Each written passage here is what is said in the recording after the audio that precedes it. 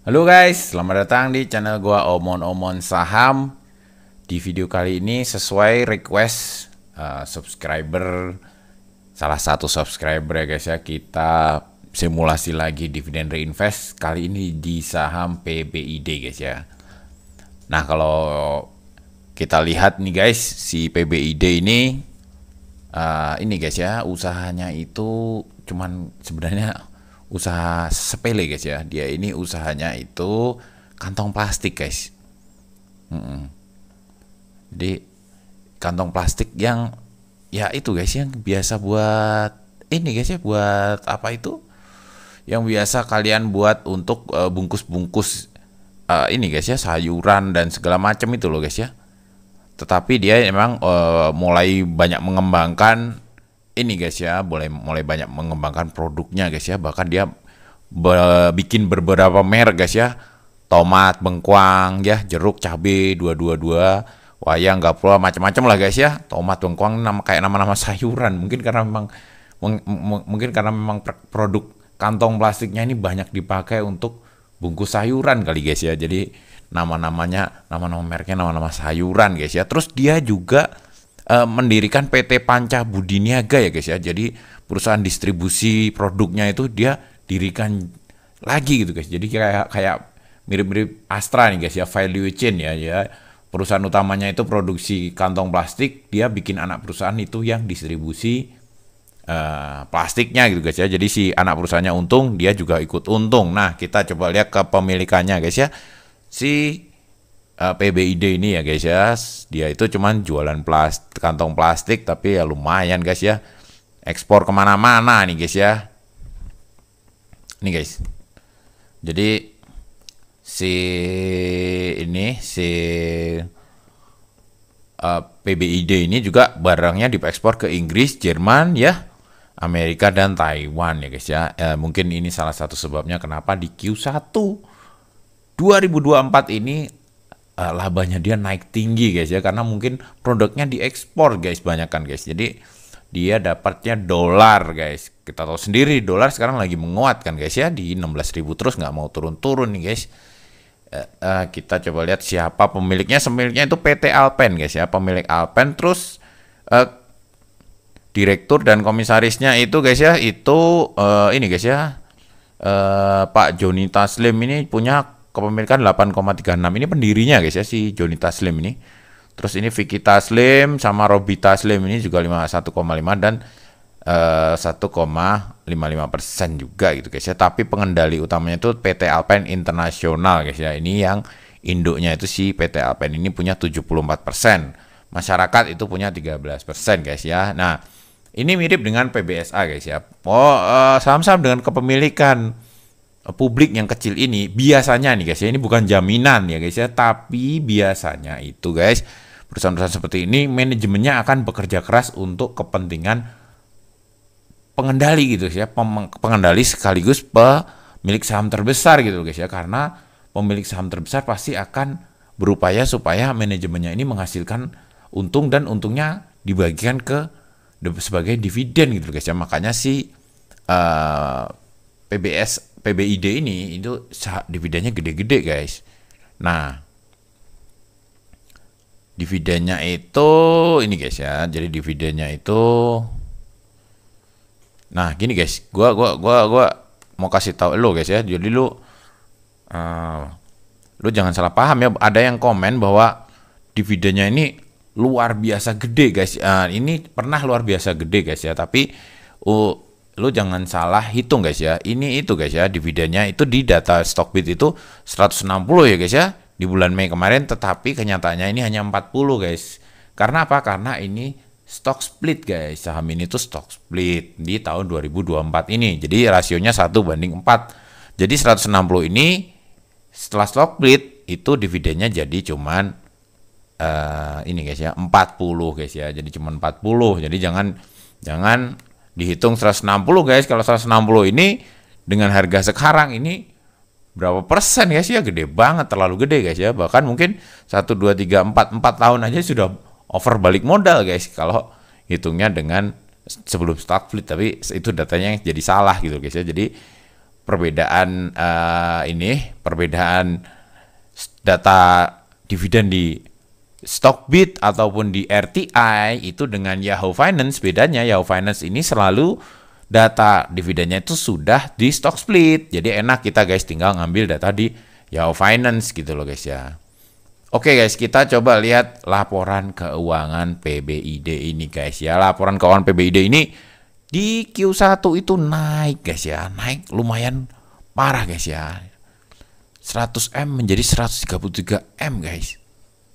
Ya, proyeksinya EPS-nya itu 54, tapi ini nggak tahu ya guys ya. Menurut gua ini salah satunya mungkin karena ini guys ya, mungkin karena dolar yang naik gitu loh guys ya. Tapi nggak tahu juga guys ya. Kita belum pastiin guys ya. Kita coba lihat lah guys ya. Sesudah ini kita coba lihat lah ya guys. Kita coba lihat finansialnya aja guys ya. Apakah modal dari si BBID ini naik gitu guys ya. Kita coba lihat ini dulu guys ya. Mungkin kita lihat income statementnya aja dulu guys ya. Ya, jadi memang secara pendapatan dia naik guys ya. Biayanya pun juga naik nih guys. Jadi laba kotornya sudah langsung naik guys ya. Tapi rasio biayanya itu dibandingkan dengan kenaikan pendapatannya lebih tinggi kenaikan pendapatan. Jadi ini beban pokok penjualan juga naik tinggi. Ini berarti memang bukan masalah dolar yang menguat ya guys ya. Rupiah melemah terus dia dapat untung dari selisih kurs, itu bukan guys ya. Kalau ngelihat biayanya juga naik berarti memang produksinya dia ini naik gitu loh guys ya di Q1 ini guys ya. Oke, kita coba lihat perkembangan modalnya ya guys ya. Kita lihat kalau modal kita lihat ya tahunan aja guys ya.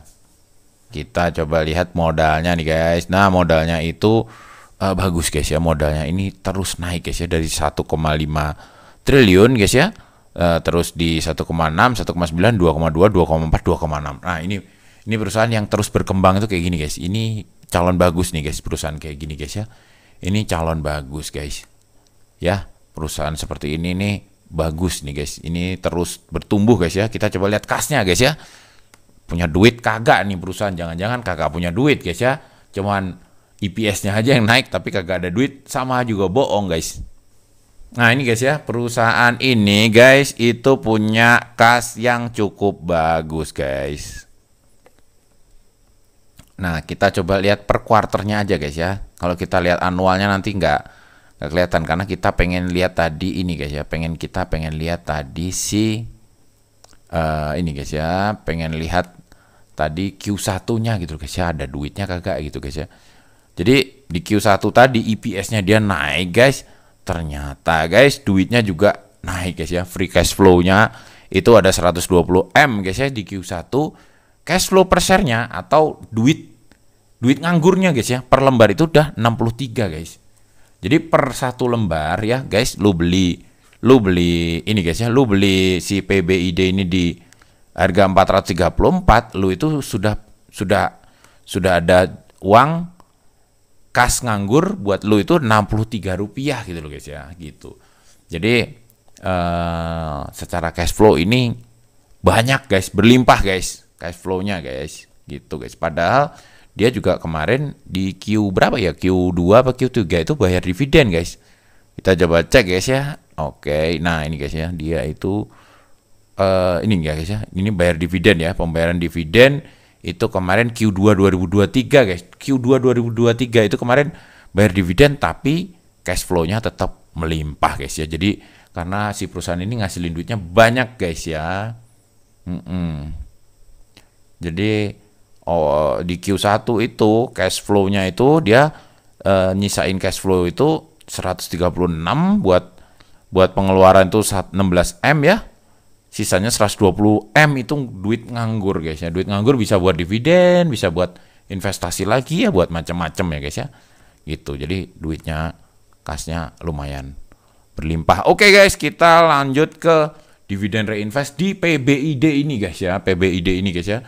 PBID ini secara harga gerahamnya juga 669, diskonnya masih 35%. Ya nggak gede-gede banget guys ya diskonnya, karena memang harga saat ini itu masih agak mahal dibanding rata-ratanya ya guys ya. Kita coba lihat guys ya.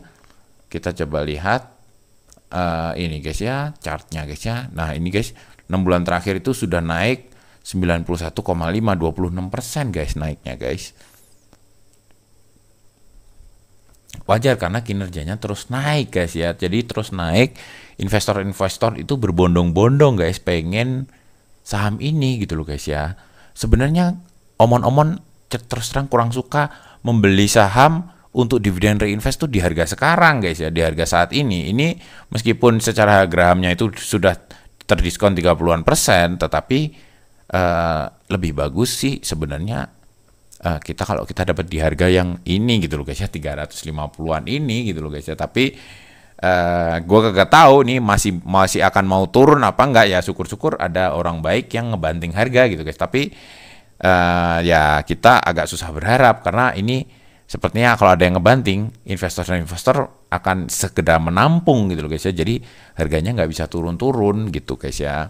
Gitu loh guys ya, penyebab harganya nggak bisa turun tuh orang-orang banyak yang suka ini sepertinya. Orang-orang udah pada tahu ini produk recehnya yang cuman kantong plastik ini ternyata cuannya gede gitu loh guys ya. Jadi orang-orang sudah banyak yang mau nampung, akhirnya agak susah turun gitu harganya. Makanya kalau ini harganya nggak turun-turun ya mungkin kita boleh lah guys ya invest di harga 400-an ini masih oke lah guys ya, masih agak murah gitu loh guys ya.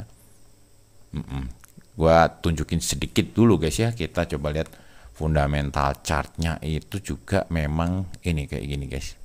Nah ini guys ya, jadi memang harganya ini tidak murah guys ya. Secara PE rasio itu dia itu tidak murah ya, tidak murah. Dia itu di rata-rata 3 tahun terakhirnya guys ya, di rata-rata 3 tahun terakhirnya itu.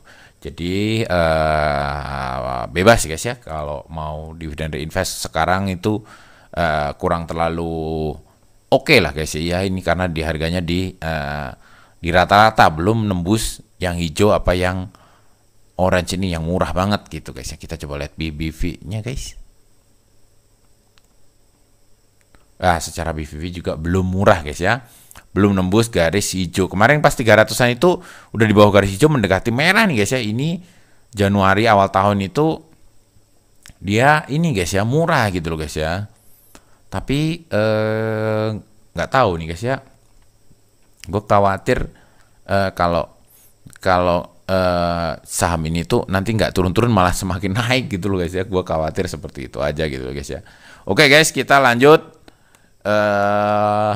Dividen reinvest di saham ini guys ya, kita awal beli 100.000 lembar dulu guys ya, 100 atau alias 1000 lot, modal kita itu 26 juta guys ya. Lu butuh duit 26 juta. Setelah ini guys ya, setelah berapa tahun ini guys ya, setelah 7 tahun guys ya, karena 2020 ini 2 kali guys ya. 2020 itu dia itu ini guys ya, 2020 itu dia bagi dividen emang rada-rada sinting guys ya. Bener nggak ini ya? Gue cek dulu guys. Oke guys, sorry guys, ada kesalahan nih guys ya, ada kesalahan ya di Yahoo Finance itu 2020-nya dia itu double guys ya. Ada yang ini yang belum stock split, ini yang sesudah stock split guys ya. Jadi gua koreksi guys ya, ternyata imbal baliknya jadi cuman 166% ya guys ya. Tadi itu 250% ya guys ya, di data yang salah tadi. Oke guys ya, ini ternyata ya guys ya, kita lihat guys ya dividen yield-nya ini guys ya. Ini yang menarik guys ya. Jadi dividen yield-nya ini terus naik guys ya, dari 4, 4,5, 6, 5, 6, 6 dan 8 nih guys ya. 8 nih guys ya terakhir. Lumayan guys ya. Padahal itu di harga jumlah 480. Kalau harga sekarang itu guys ya 434, seandainya dia dividennya sama dengan tahun ini, dengan bulan Mei kemarin guys ya, itu sudah di yieldnya di 9,22% guys ya. Ya memang masih kalah guys ya dibanding PTBA atau Hexa atau yang lain nih guys ya. Tapi secara bisnis ini kantong plastik ini sepertinya dia ini perusahaan yang ingin untuk terus berkembang guys ya. Terus kelebihannya lagi cash flow-nya tadi banyak gitu guys ya. Cash flow-nya melimpah dan secara ekuitas alias modal itu tumbuh terus gitu loh guys ya, tumbuh terus. Jadi ini menurut gua dalam jangka panjang prospek gitu loh untuk dividen reinvest ya. Di samping ini juga guys, dalam waktu hanya 7 tahun saja kita sudah imbal baliknya udah 166% guys ya. Duit lu dari 26 juta jadi 71 juta. Ya guys ya, dividennya sebulan 450.000 ya guys ya, atau setahun 5 juta. Ya memang masih kecil guys ya, karena investasinya juga kecil guys. Kalau misalnya lo pengen per bulannya itu dapatnya UMR guys, nah itu bisa guys ya. Caranya ya modalnya lo tambahin gitu guys ya, modalnya tambahin. Berapa sih modalnya? Kita coba hitungin lah guys ya buat lo guys ya. Kita coba hitungin ya guys ya, buat lu yang gajinya UMR nih kayak si Omon-Omon ini guys. Ini berarti kita butuh untuk modal itu salah, ini 450.000. Nah gitu guys, lu butuh modal 262 juta ya guys ya. Kalau lu modal 260 juta tahun 2018, lu biarin aja, dividennya masukin lagi, lu dapat setahun tuh 54 juta alias sebulan 4,5 juta. Ya udah masuk lumayan, ini masuk UMR ini guys ya, UMR apa ya, UMR Jabodetabek ini kayaknya seginian lah guys ya, kurang lebih 4,5 lah ya sebulan ya. Imbal baliknya itu lu dapat duit 700 juta ya. Ya kayak gitu dulu guys ya untuk PBID ini. Intinya PBID ini secara perusahaan dia terus bertumbuh guys ya, modalnya naik terus, ekuitasnya ya guys ya, ekuitasnya naik terus, cash flow-nya berlimpah, dividen juga royal dan naik terus guys ya. Ini after stock split juga segini 10, 12, 14, 25, 27, 25, 40 ya. Tahun ini kalau EPS-nya masih konsisten naik terus itu ya di Q2, Q3, Q4-nya, maka ini kemungkinan akan nambah lagi kemungkinan ya guys ya. Jadi kayak gitu dulu guys ya omongan kali ini. Sampai jumpa lagi di video selanjutnya. Wassalam.